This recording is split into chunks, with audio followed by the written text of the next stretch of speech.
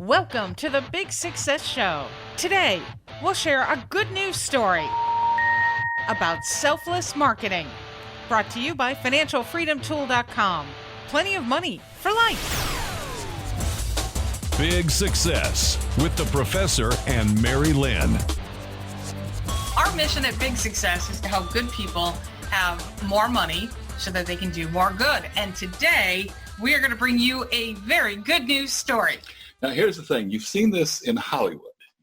Hollywood has this movie called The Miracle on 34th Street. Yes. And the Macys Santa Claus, if you happen to recall the movie, the Macys Santa Claus told this little boy that if he wanted a fire truck, his mom should go to a competitor.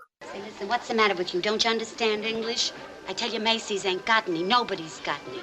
I've been all over. My feet are killing me. Fine thing, promising the kid. Now, you don't think I would have said that unless I was sure, do you?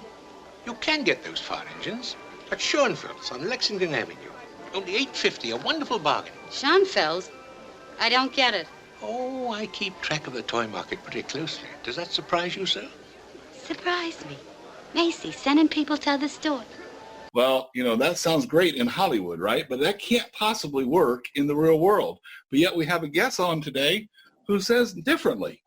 Welcome to the Big Success Show, J.J. Williams. Thanks for having me, guys. Appreciate it. It's like you're like this movie because so Kiona Vineyards, is that right? Did I say it right, Kiona? You did, yeah. Kind of a lot of people say Kiona. Yeah. You're the director of operations, and you've been telling people to go get their wine someplace else. What are you thinking?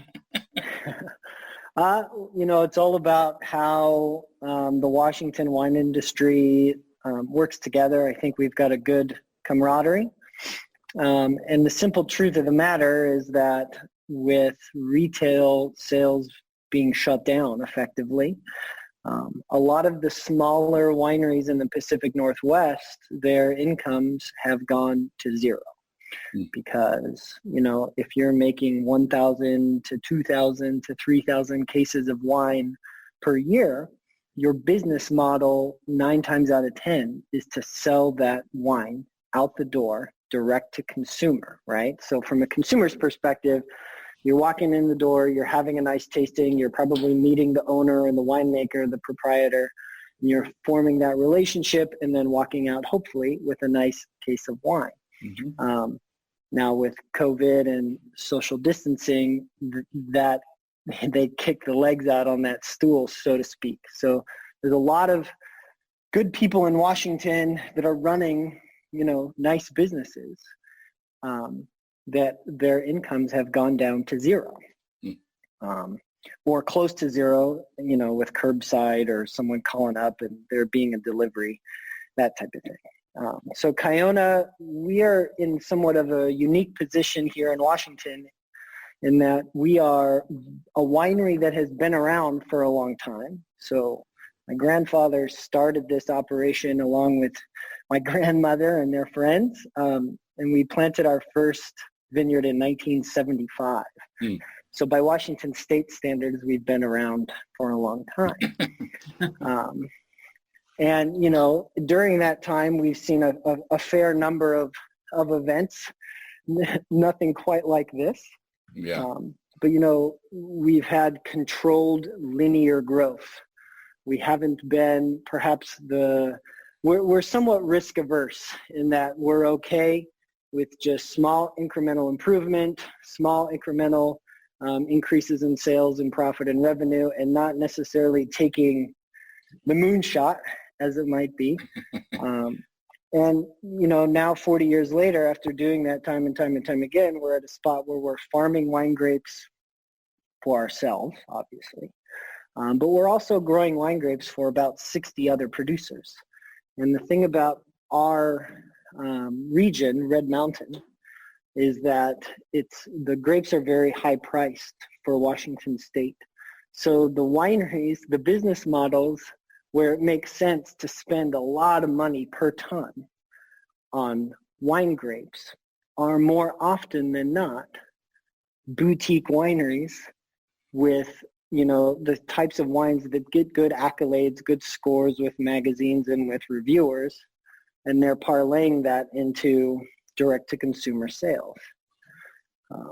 So at Kayana, we also have a tasting room, but unlike most family-run wineries, the tasting room is not our sole method of generating income. So obviously we're growing grapes.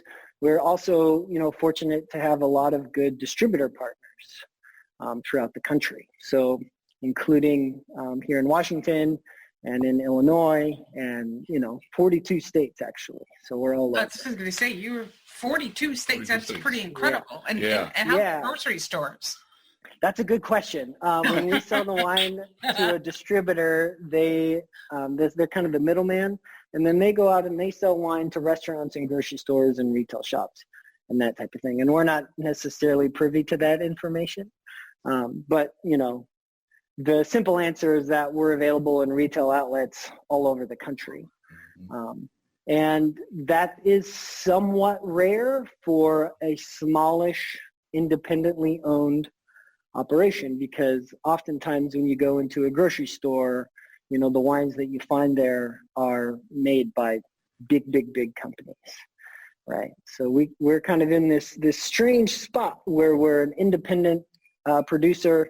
We tell people we're a big little winery. So in more ways than not, we function like a little winery, but we've got a little more juice in the tank than some of the real tiny guys. If you spelled that big with 2 G's, JJ, we'd be really happy.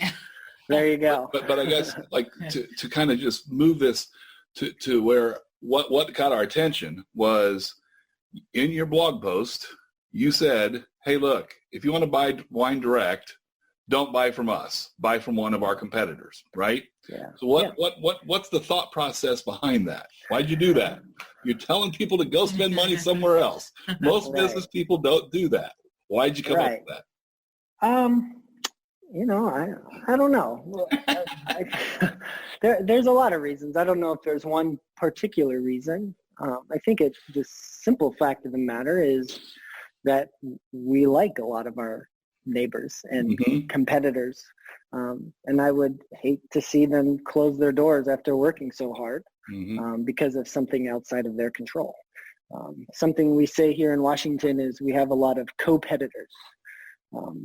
So we might be working against each other, from one perspective, but ultimately, and this is especially true in our grape growing region, Red Mountain, it's a very small grape growing area.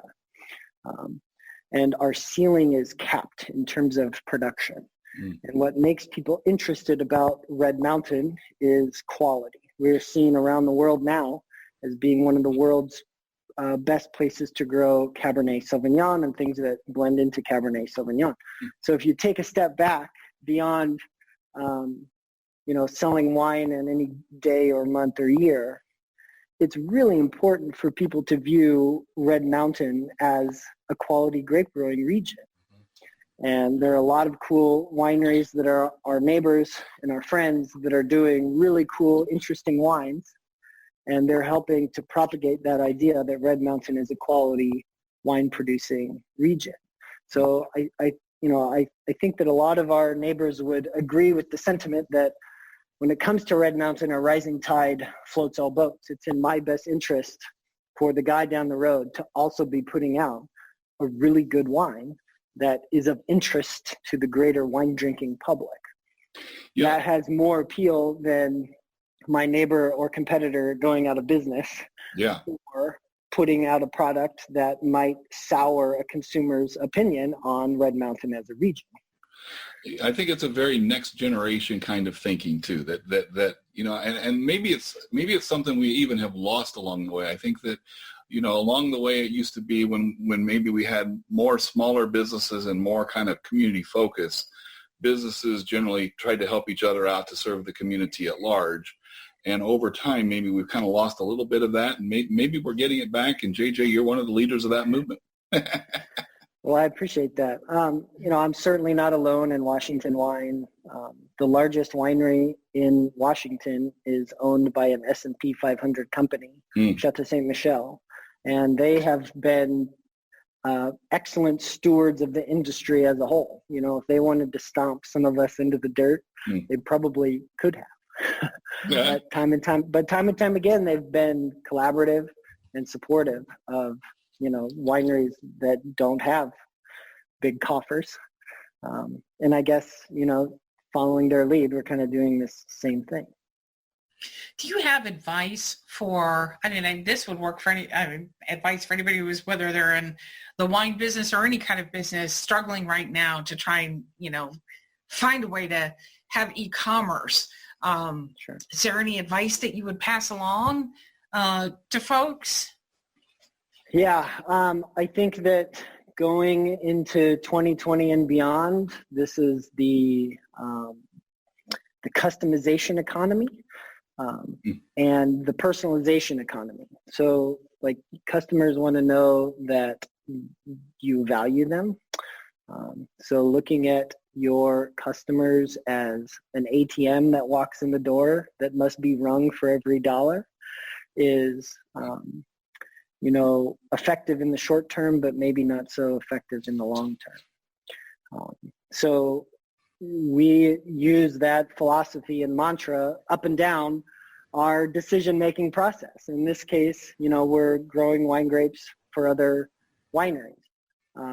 It also means, you know, when we have a Kiona member and they do decide to order online or call us up and they want to have a box of wine sent to them in the quarantine, like that is by every definition a luxury spend, right? Like they don't have to spend their money right now on wine.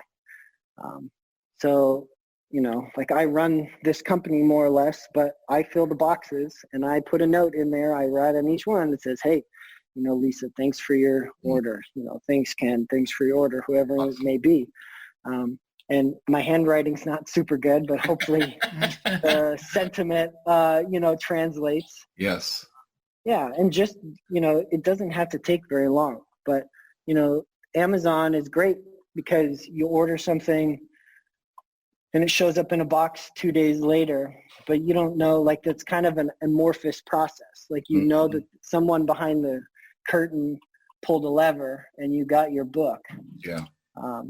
But there's a real opportunity even through an e-commerce channel to generate a touch point.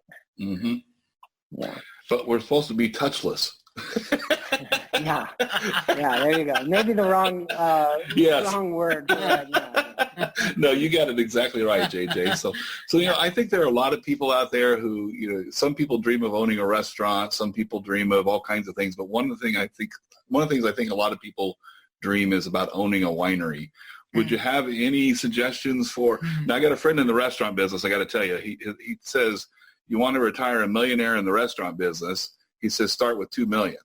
I don't know if winery is like that or not, but we have a similar phrase. Yeah. But would you have any for somebody? I mean, I guess I'm completely ignorant on how to get involved in the wine business, but like, is it something you would start, you would buy? What would you suggest? That's a good question. The important thing when you're starting a winery is to have patience, especially if you're also farming. Between deciding that you're going to plant a vineyard and having a finished sellable product in your hand, that being a bottle of wine, realistically, you're looking at a decade. Wow. Yeah. So most people don't have that kind of time or money, you know, huge capital expenditures up front to hopefully get paid, you know, 10 years down the line. So it's important to scale, there's lots of custom winemaking facilities where, you know, even here in Washington, you can pick the brain of someone who's been doing it a long time. You can rent their facility. You know, if you want to start a winery, you're sourcing good fruit, and then you're leaning on the expertise of people who have been doing it for a long time. And you can come to market, you know, fairly quick and without having to buy and build a facility. So yeah, and that, you know, that type of camaraderie and leaning on the community is kind of built into that business model. Interesting. Charlie Hoppus, who runs a winery right down the road, he has another business where he's called the Wine Boss. And so he's got a facility, a winemaking facility, and he's helping, I don't know, dozens of other Washington wineries, get their products to market. Yeah, awesome. Yeah. Well, we always say that entrepreneurs are really good at adding value in the lives of other people, and by doing so, they create value in their own lives. JJ, you're an example of that. You're actually looking out for your competition. That's adding value to both your customers and to the competition, and ultimately creates value for you. So that's why we wanted to talk with you. You're a big success. That's right. I appreciate it. Also, so thank you for sharing your good news story with us. And then we also want to give a shout out to John Rector, who is also your cousin, who told us about you because you've been making headlines with, your good news and the way that you're treating other businesses and looking out for other people. So that's how we got connected. So we want to thank John for that. Yeah, thanks, John, for connecting those dots. Appreciate that. Facebook. And we thank you for listening and watching today. JJ, your website is? KionaWine.com. But don't go there. No, do go there. Oh, okay. It's all good. So, all right. Thanks, JJ. Thanks, guys. I appreciate it. And until next time, here's to your big success. Find big success at biggsuccess.com.